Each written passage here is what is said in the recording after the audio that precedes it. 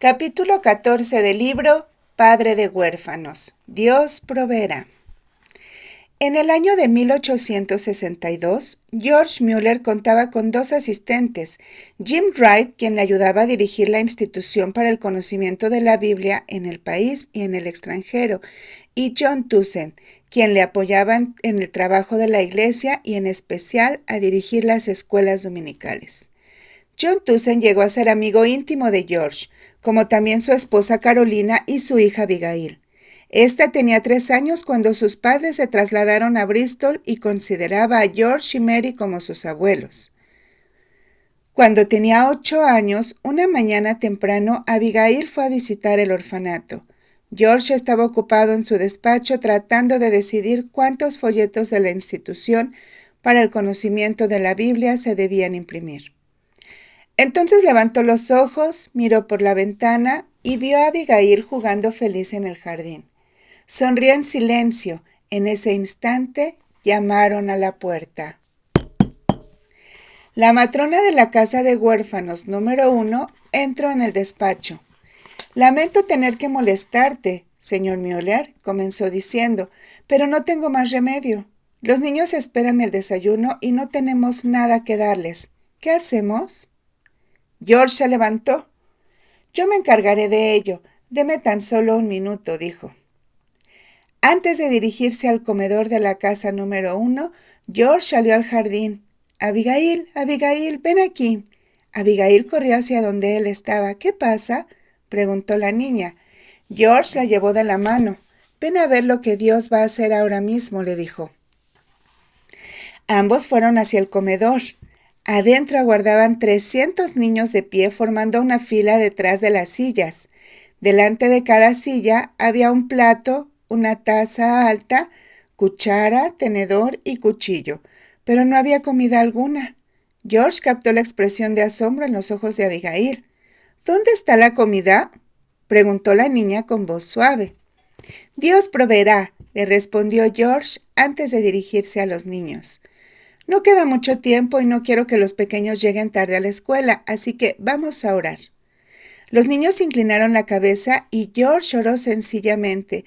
«Querido Dios, te damos gracias por lo que nos vas a dar de comer. Amén». George levantó los ojos y sonrió a los niños. «Pueden sentarse ahora», les dijo. Él no tenía ni idea de dónde vendrían los alimentos por los que acababa de orar, ni cómo llegarían al orfanato, pero sabía que Dios no le fallaría a los niños. Un atronador estrépito hizo temblar la habitación cuando las 300 sillas se arrastraron sobre el suelo de madera. Los niños se sentaron obedientes ante los platos vacíos. Tan pronto como cesó el ruido, alguien llamó a la puerta. George se acercó a abrirla. En el umbral apareció el panadero con una gran canasta de oloroso pan. «Señor Mueller», dijo el panadero, «no he podido dormir anoche. Estuve pensando que ustedes necesitarían pan esta mañana y supuse que debía levantarme y traerlo temprano». George esbozó una amplia sonrisa de gozo. «Dios nos ha bendecido por medio de usted esta mañana», dijo tomando la canasta. «Hay otras 2 canastas en la carreta», agregó el panadero. «Voy por ellas». Al cabo de pocos minutos, los niños devoraron el delicioso pan recién salido del horno. Aún lo estaban disfrutando cuando volvieron a llamar a la puerta. Esta vez era el lechero, quien se quitó el gorro y se dirigió a George. «Necesito su ayuda. ¿Podría prestármela, señor?» «La rueda de mi carreta se ha roto justo a la puerta de su establecimiento. Tendré que descargar la leche para poder arreglar la carreta. Hay 10 cántaros llenos de leche que ustedes pueden utilizar. Es gratis, por supuesto». George envió 20 de los niños mayores para ayudar al lechero. Muy pronto, los cántaros de leche estuvieron en la cocina, desde donde fue servida con un enorme cucharón. Hubo suficiente para que todos los niños tomaran una taza grande y sobrara para el té del almuerzo. Media hora después que George y Abigail entraran en el comedor, 300 niños habían recibido directamente de Dios un abundante desayuno. Luego George acompañó a la niña al jardín. Ella permaneció pensativa durante un largo rato. Él sabía que ella estaba meditando en lo que había visto. Varias semanas después, Carolina Townsend, su madre, le contó a George que Abigail terminaba sus peticiones de oración con la coletilla: como lo haces para George Mueller, amén. Esto hizo que George se alegrara mucho. Eso fue exactamente lo que quiso enseñarle a Abigail, que Dios responde fielmente a la oración. Todo el tiempo continuaron llegando visitas al orfanato de Ashley Down. Muchos se asombraban de lo que George Mueller había conseguido mediante la oración. Uno de esos visitantes tenía 33 años de edad y se llamaba Hudson Taylor. Iba acompañado de su esposa María y 16 misioneros reclutas para la reciente fundada misión al interior de la China. El grupo pasó la mayor parte del día 22 de agosto de 1865 acompañado de George y Mary. George y Hudson Taylor pasearon por el jardín y charlaron por largo rato. Antes que el grupo se despidiera, George les prometió orar por ellos cuando zarparan para la China. Hubiera deseado poder acompañarlos. Con el paso de los años, los puertos extranjeros y los millones de personas que no habían oído el mensaje del Evangelio estuvieron pendientes de él. Pero George sabía que Dios le había dado un campo de misión con los huérfanos de Bristol, muchos de los cuales no habrían oído nunca hablar de Dios ni de la salvación que nos trajo su Hijo Jesucristo, y además, George pensó que se estaba haciendo viejo para empezar una nueva aventura misionera. Aunque a George le gustaba esforzarse en el trabajo de vez en cuando, se le convencía de la necesidad de hacer una pausa.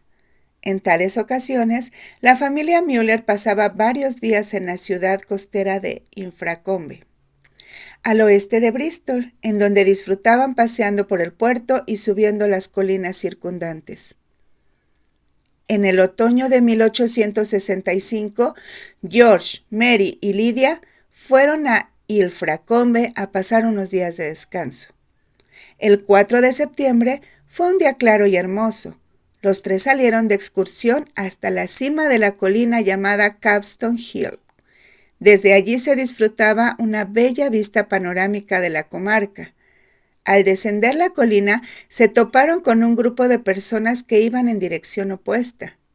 Un hombre alto y rubio saludó quitándose el sombrero y dando media vuelta le siguió. «Disculpe», dijo, «¿es usted George Mueller?» «Sí», replicó George, sorprendido de que alguien le reconociera en un pasaje tan apartado. «Tengo un dinero que quiero entregarle para los huérfanos», aclaró el hombre. Los dos hombres se sentaron en un banco cercano para charlar unos minutos. George se enteró de que su interlocutor era un empresario de la vecina ciudad de Minehead, quien había leído varios informes anuales del orfanato y estaba asombrado de que tantos niños fueran alimentados y vestidos mediante la respuesta de Dios a la oración. «Bueno», dijo el empresario mirando a los ojos de George, «al principio dudé de poner toda mi confianza en Dios y decidí hacer una prueba. Había una parcela de terreno que yo quería comprar. Luego me enteré de que iba a ser subastada e hice de antemano una oferta ridículamente baja. Oré y prometí a Dios que si conseguía el terreno, yo le daría a usted 100 libras esterlinas. Cuando llegó el día de la subasta, sentí tantos deseos de saber lo que sucedería que tomé un tren para estar presente. Para mi sorpresa, descubrí que mi oferta había sido aceptada. Ahora soy dueño de una propiedad muy valiosa, adquirida solo por la cuarta parte de su valor real. Fui a Bristol para entregarle personalmente el dinero, pero me dijeron que estaba en Ilfracombe. Por eso he venido a buscarle. Le llevaré el dinero si usted me indica dónde se aloja». George le dio las gracias con una sonrisa. «No me sorprende que Dios le bendijera con la compra del terreno. He oído muchos casos similares, aunque debo confesarle que me asombra que haya tanta gente en tantas partes del mundo que ha oído hablar de la labor del orfanato. Así que, ¿me dijo que usted es de Minehead?» «Sí», respondió el hombre. «No recuerdo que nadie en Minehead haya hecho nunca un donativo al orfanato, pero extrañamente en el espacio de una semana 2 personas de esa localidad quieren darme dinero. Antes de partir de Bristol me enteré, por un abogado de esa ciudad que cierta persona deseaba legar al orfanato en su testamento una herencia de 1,000 libras esterlinas. El abogado no me facilitó el nombre del individuo, pero me parece algo increíble porque no conozco a ninguna persona en ese lugar. Una amplia sonrisa se dibujó en el rostro del empresario. Ya que usted lo ha mencionado, se lo confesaré. Yo soy el hombre que le ha dejado la herencia. Cuando me di cuenta de que me había equivocado al dudar del poder de la oración, decidí hacer mi testamento y dejarle 1,000 libras esterlinas para ayudarle a sacar adelante la labor del orfanato. De modo que usted ha descubierto el poder de la oración y la bendición de dar en una sola lección. Dijo George radiante de felicidad. Una de las razones por las que decidí construir el orfanato en Ashley Down fue para enseñar a los cristianos que Dios es capaz de contestar la oración. Los dos hombres charlaron unos cuantos minutos más antes de separarse. Aquella misma tarde, George recibió las 100 libras. En enero del año siguiente, Henry Craig, el amigo y socio de George, murió a consecuencia de un ataque al corazón. A la edad de 60 años, la misma edad de George. El funeral se celebró en la capilla Bethesda. Fue un momento muy solemne para George cuando subió al púlpito para dirigir el servicio religioso en memoria de su viejo amigo y consejero de confianza. Ambos cultivaron una amistad que duró 36 años. Después de la muerte de Henry Craig, muchas personas que trabajaban con George empezaron a preocuparse de él y su esposa. ¿Por cuánto tiempo podrían resistir el frenético ritmo de trabajo que se habían impuesto? ¿Cuántos otros hombres de 60 años habían escrito más de 3,000 cartas al año, predicado 3 veces por semana y supervisado la obra de 3 ministerios distintos? ¿Cuántas mujeres de 68 años inspeccionaban cada recepción de suministros que llegaba al orfanato o se encargaban personalmente de la costura y el remiendo de 10,000 uniformes? Por no mencionar el repaso de todas las cuentas para cerciorarse que todo estaba en orden. Sin embargo, el ritmo de trabajo de los Müller no decreció. A pesar de sus esfuerzos, los huérfanos continuaban ingresando en los albergues de pobres o viviendo en las calles de Gran Bretaña, por lo que George no descansó en hacer todo lo posible por ayudarles. 4 meses después, en mayo de 1866, el terreno estaba listo para construir la casa de huérfanos número 4. En noviembre del año siguiente, la construcción estaba terminada. Inmediatamente comenzó a planear el trabajo para la casa número 5. El 6 de enero de 1870 se completó la última de las casas e inmediatamente después ingresaron los niños. En las 5 casas de huérfanos, George Müller y sus colaboradores atendían por aquella época a 2,050 niños. Cada niño que ingresaba en el orfanato tenía una historia propia. Uno de los casos registrados fue el de William Reedy, quien nació en un albergue de pobres londinense en 1860.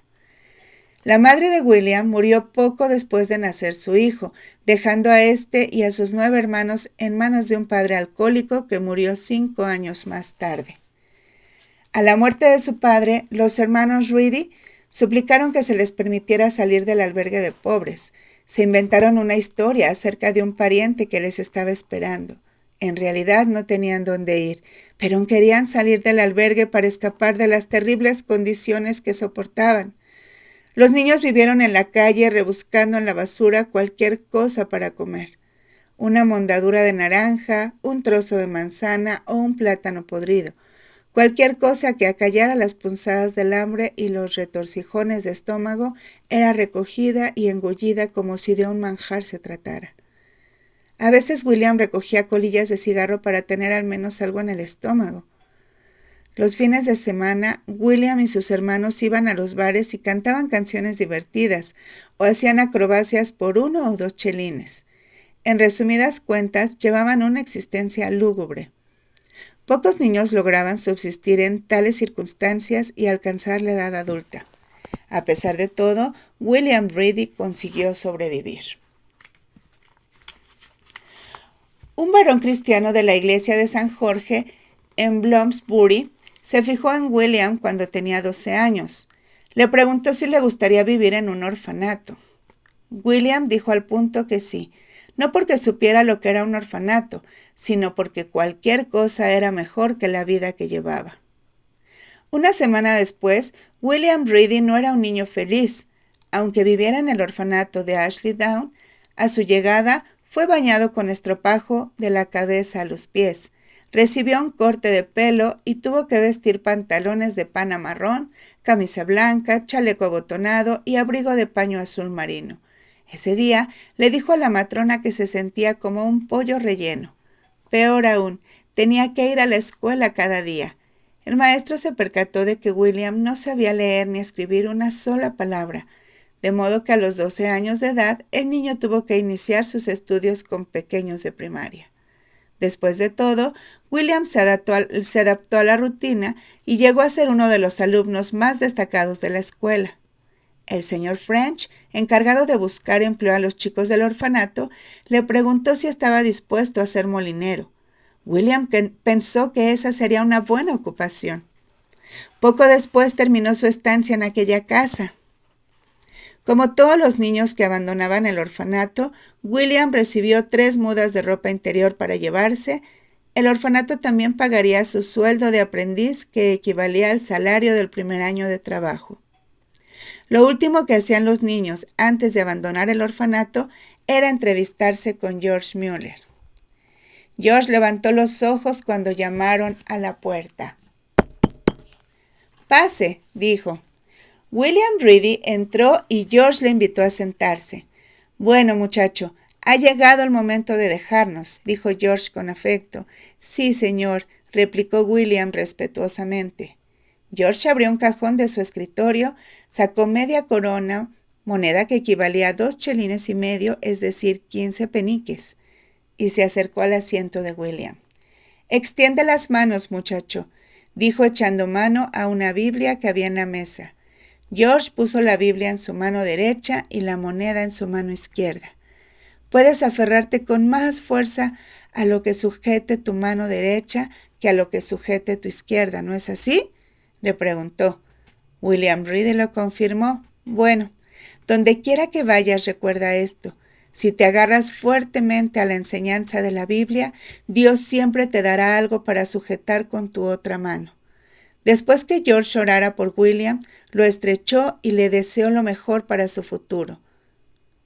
Como muchos otros huérfanos, William Reedy se mantuvo en contacto con George por carta y enviaba dinero siempre que podía para ayudar a criar otros huérfanos, que ambos desconocían.